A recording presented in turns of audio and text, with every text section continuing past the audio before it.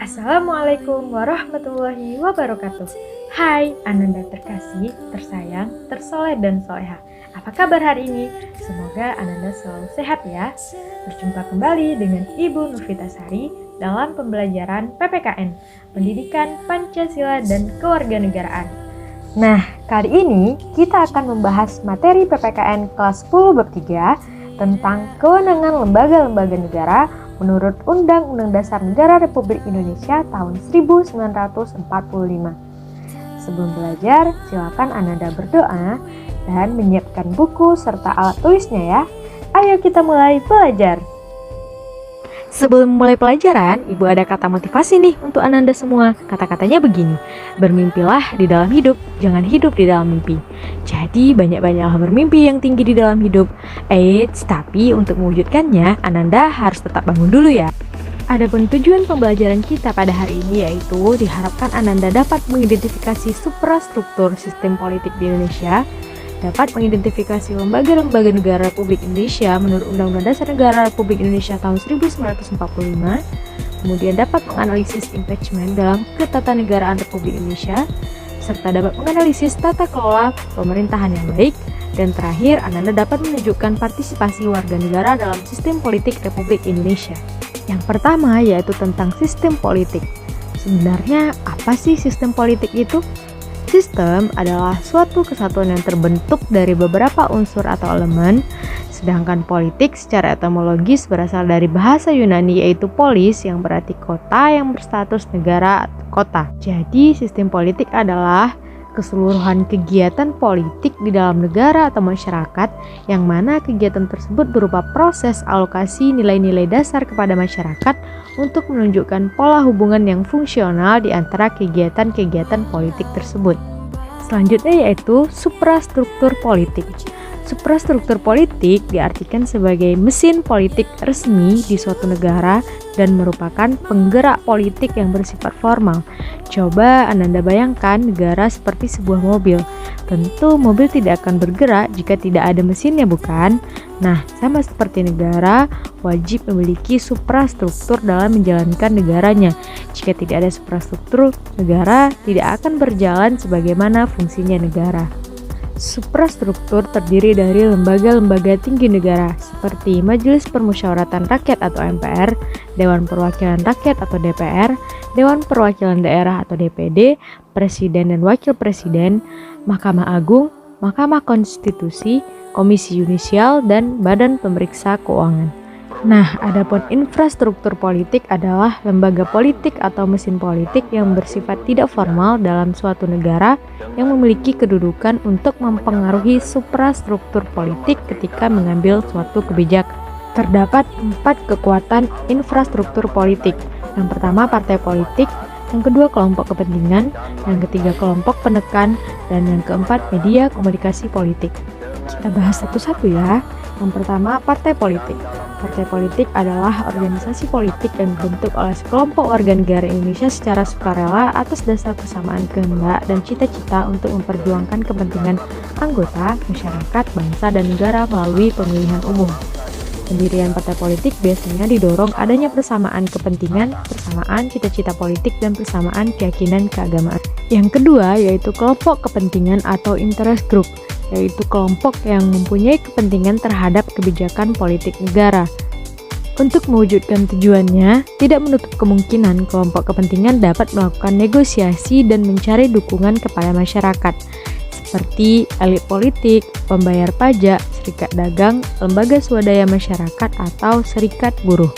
Yang ketiga yaitu kelompok penekan atau pressure group, yaitu kelompok yang bertujuan mengupayakan atau memperjuangkan keputusan politik yang berupa undang-undang atau kebijakan publik yang dikeluarkan pemerintah sesuai dengan kepentingan dan keinginan kelompok mereka. Yang keempat, media komunikasi politik, yaitu sarana atau alat komunikasi politik dalam proses penyampaian informasi dan pendapat politik secara tidak langsung, baik terhadap pemerintah maupun masyarakat pada umumnya.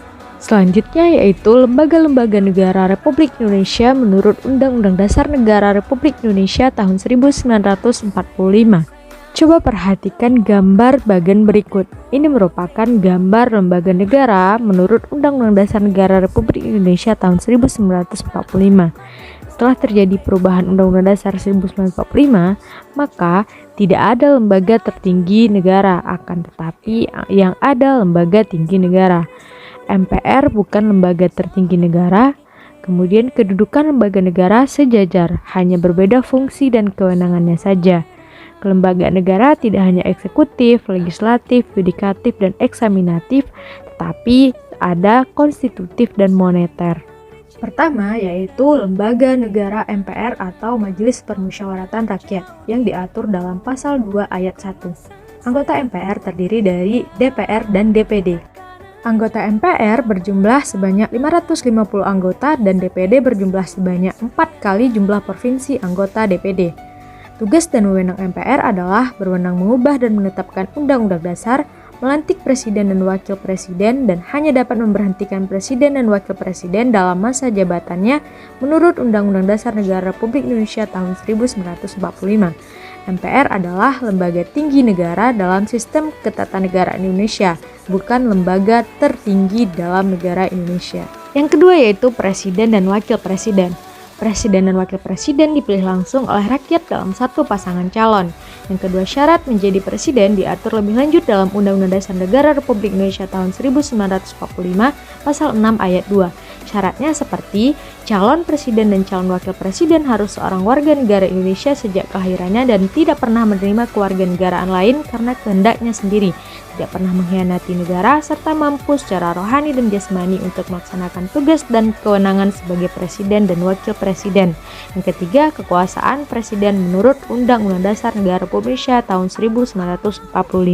Selanjutnya yaitu DPR, Dewan Perwakilan Rakyat, yang diatur dalam Undang-Undang Dasar Negara Republik Indonesia pasal 19 sampai pasal 20. Fungsi DPR ada 3, yaitu fungsi legislasi, fungsi anggaran, dan fungsi pengawasan. Fungsi legislasi yaitu DPR berwenang untuk membuat undang-undang bersama Presiden. Usulan rancangan undang-undang dapat diajukan oleh Presiden, dapat pula berdasarkan hak inisiatif DPR itu sendiri. Fungsi anggaran yaitu kewenangan DPR untuk menetapkan anggaran pendapatan dan belanja negara yang diajukan oleh pemerintah. Fungsi pengawasan yaitu DPR mempunyai fungsi untuk menjalankan pengawasan terhadap pemerintah dan menjalankan pemerintahan. Selanjutnya hak anggota DPR yaitu hak interpelasi, hak angket, dan hak menyatakan pendapat. Hak interpelasi adalah hak untuk meminta keterangan kepada pemerintah mengenai kebijakan pemerintah yang penting dan strategis serta berdampak luas pada kehidupan bermasyarakat dan bernegara. Hak angket adalah hak untuk melakukan penyelidikan terhadap pelaksanaan suatu undang-undang atau kebijakan pemerintah yang berkaitan dengan kehidupan bermasyarakat, berbangsa, dan bernegara yang diduga bertentangan dengan peraturan perundang-undangan. Hak menyatakan pendapat yaitu hak menyatakan pendapat seperti dugaan bahwa presiden dan wakil presiden telah melakukan pelanggaran hukum. Selain itu, hak anggota DPR yaitu hak mengajukan pertanyaan, hak menyampaikan usul atau pendapat, dan hak imunitas. Hak imunitas adalah hak anggota lembaga perwakilan rakyat dan para menteri untuk membicarakan atau menyatakan secara tertulis segala hal di dalam lembaga tersebut tanpa boleh dituntut di muka pengadilan. Selanjutnya yaitu Badan Pemeriksa Keuangan atau BPK. BPK merupakan lembaga yang bebas dan mandiri dengan tugas khusus untuk memeriksa pengelolaan dan tanggung jawab keuangan negara. Hasil pemeriksaan BPK diserahkan kepada DPR, DPD, dan DPRD. Anggota BPK dipilih oleh DPR dengan memperhatikan pertimbangan DPD dan diresmikan oleh Presiden. Selanjutnya yaitu Dewan Perwakilan Daerah. DPD merupakan bagian keanggotaan MPR yang dipilih melalui pemilu dari setiap provinsi. DPD merupakan wakil-wakil provinsi. Anggota DPD berdomisili di daerah pemilihannya selama bersidang bertempat tinggal di Ibu Kota Negara Republik Indonesia. Dan DPD berhak mengajukan rancangan undang-undang yang berkaitan dengan otonomi daerah dan yang berkaitan dengan daerah. Selanjutnya yaitu Mahkamah Agung atau MA. MA merupakan lembaga negara yang memegang kekuasaan kehakiman di samping sebuah mahkamah konstitusi di Indonesia. MA membawahi peradilan di Indonesia dan kekuasaan kehakiman merupakan kekuasaan merdeka untuk penyelenggaraan peradilan guna menegakkan hukum dan keadilan. Selanjutnya yaitu Mahkamah Konstitusi atau MK. MK beranggotakan 9 orang. 3 anggota diajukan MA, 3 anggota diajukan DPR, dan 3 anggota diajukan oleh Presiden. Wewenang MK yaitu mengadili pada tingkat pertama dan terakhir undang-undang terhadap Undang-Undang Dasar Negara Republik Indonesia tahun 1945, memutus sengketa kewenangan lembaga negara yang kewenangannya diberikan oleh Undang-Undang Dasar, memutus pembubaran partai politik, memutus hasil perselisihan tentang pemilu, dan memberikan putusan atas pendapat DPR mengenai pelanggaran presiden dan atau wakil presiden menurut Undang-Undang Dasar. Dan yang terakhir yaitu Komisi Yudisial atau KY. KY adalah lembaga mandiri yang dibentuk Presiden atas persetujuan DPR. KY berwenang mengusulkan pengangkatan Hakim Agung serta menjaga dan menegakkan kehormatan, keluruhan martabat dan perilaku hakim. Anggota KY harus mempunyai pengetahuan dan pengalaman di bidang hukum serta memiliki integritas dan kepribadian yang tidak tercela. Setelah mempelajari tentang lembaga-lembaga negara, selanjutnya yaitu tentang tata kelola pemerintahan yang baik, atau dikenal dengan istilah good governance, yaitu sebuah konsep pemerintahan di mana pemerintahan yang bersih, baik, dan berwibawa. Ada 5 ciri dan karakteristik tata kelola pemerintahan yang baik. Yang pertama yaitu terwujudnya interaksi yang baik antara pemerintah, swasta, dan masyarakat, terutama bekerja sama dalam pengaturan kehidupan sosial politik dan sosial ekonomi. Adanya komunikasi, proses penguatan diri sendiri, keseimbangan kekuatan, dan independensi, yakni menciptakan saling ketergantungan yang dinamis antara pemerintah, swasta, dan masyarakat melalui koordinasi dan fasilitasi. Dan negara kita, Indonesia, saat ini masih berjuang untuk menciptakan good governance. Selanjutnya yaitu partisipasi warga negara dalam sistem politik Indonesia. Partisipasi politik itu sendiri yaitu keterlibatan warga dalam segala tahapan kebijakan, mulai dari pembuatan keputusan sampai dengan penilaian keputusan, termasuk peluang untuk ikut serta dalam pelaksanaan keputusan dalam ranah politik. Selanjutnya yaitu contoh partisipasi politik dapat dilihat dari berbagai lingkungan. Yang pertama yaitu di lingkungan sekolah, seperti pemilihan ketua OSIS, ketua kelas, ketua organisasi ekstrakurikuler seperti pramuka, cinta alam, PMR, Paskibra, dan lain sebagainya. Di lingkungan masyarakat, seperti mengikuti forum warga atau pemilihan ketua RT, RW, kepala desa, ketua organisasi masyarakat, dan lain sebagainya. Dan di lingkungan negara, seperti mengikuti pemilihan umum untuk memilih anggota legislatif dan presiden. Setelah mempelajari materi pada hari ini, maka ada 4 yang bisa dirangkum pada hari ini, yaitu yang pertama sistem politik. Sistem politik merupakan keseluruhan kegiatan politik di dalam negara atau masyarakat, yang mana kegiatan tersebut berupa proses alokasi nilai-nilai dasar kepada masyarakat dan menunjukkan pola hubungan yang fungsional di antara kegiatan-kegiatan politik tersebut. Yang kedua, suprastruktur politik, yaitu gambaran pemerintah dalam arti luas yang terdiri atas lembaga-lembaga negara yang tugas dan peranannya diatur dalam konstitusi negara atau peraturan perundang-undangan lainnya. Yang ketiga, infrastruktur politik, yaitu kelompok-kelompok kekuatan politik dalam masyarakat yang turut berpartisipasi secara aktif. Kelompok-kelompok tersebut dapat berperan menjadi pelaku politik tidak formal untuk turut serta dalam membentuk kebijakan negara. Yang terakhir, tata kelola pemerintahan yang baik, atau dikenal dengan good governance, merupakan sebuah konsep pemerintahan yang bersih, baik, dan berwibawa, di mana pemerintah dan masyarakat duduk bersama untuk membicarakan masalah-masalah yang dihadapi bersama dan sekaligus merencanakan bersama apa yang mau dilakukan dan hendak dikerjakan di masa mendatang. Setelah merangkum materi, silahkan Ananda sebutkan contoh partisipasi politik yang sudah pernah Ananda laksanakan dan apa manfaatnya. Cukup 1 contoh saja ya, tulis di kolom komentar dan tulis nama serta kelas Ananda.